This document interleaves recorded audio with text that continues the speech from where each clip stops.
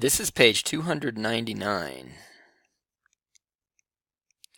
It reads, writing an equation and checking solutions. You can substitute a given value for the variable in a real-world equation to check if that value makes sense for the situation. Example 3. Sarah used a gift card to buy $47 worth of groceries. Now she has $18 left on her gift card. Write an equation to represent the situation. Use your equation to determine whether Sarah had $65 or $59 on the gift card before buying groceries. So it says write a word equation based on the situation. Of course, you start with the amount on the card, you subtract the amount spent, and you end up with what's left on the card. So we're going to go carefully get that information. How much was on the card to start? We don't know. How much did she spend? It says 47. And how much is left? It says 18. So the math problem is x minus 47 is equal to 18. Now what we have to do is go take those two numbers, 65 and 59, and plug them in and see which one actually makes this equal. Would 65 minus 47 be 18? Or would 59 minus 47 be 18? I'm going to try 65 minus 47. And I can't do 5 minus 7, so I borrow and make it 15. 15 minus 7 is 8. And 5 minus 4 is 1. It's 18.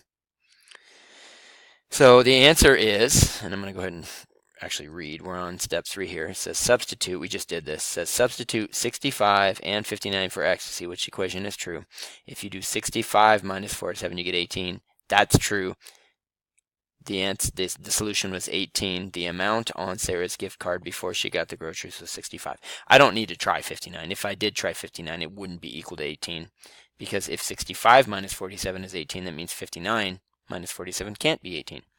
Now, we actually do need to know this for the next question. The reflect, number 9, says, what if? Suppose Sarah had $12 left on the gift card. How would this change the equation and the final answer? Well, the equation would actually be this.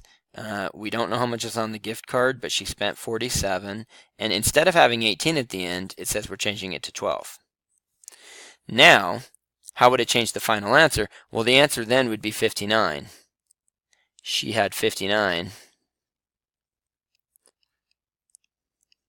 because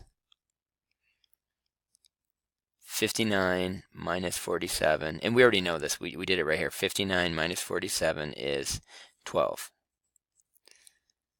So they gave us two solutions to check, 65 and 59.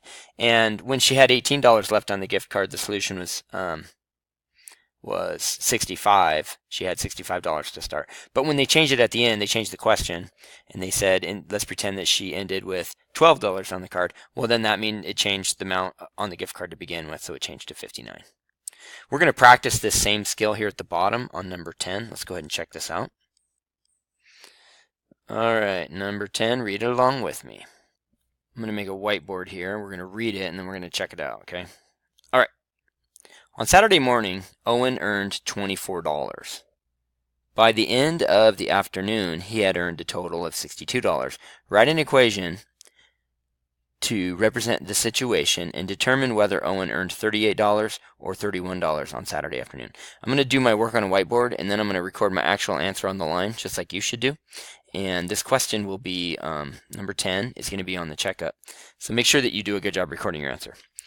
All right, so on Saturday morning, Owen earned $24. That means he earned $24, but that wasn't for the whole day because it says later, by the end of the afternoon, so this is the morning, by the end of the afternoon, he had $62. Well, do you realize he earned more than 24 to get 62? We don't know what that number is. So here's kind of what happened. In the morning, he made some money. In the afternoon, he made some money. And total, he made 62. And I want to prove to you that that's right. 62 says a total of 62. That goes over here. And in the morning, he earned 24. So he earned some money in the afternoon, too. We just don't know how much. I'm going to put a P for PM. So that's our equation. He earned $24 plus an unknown, and ended up making a total of $62.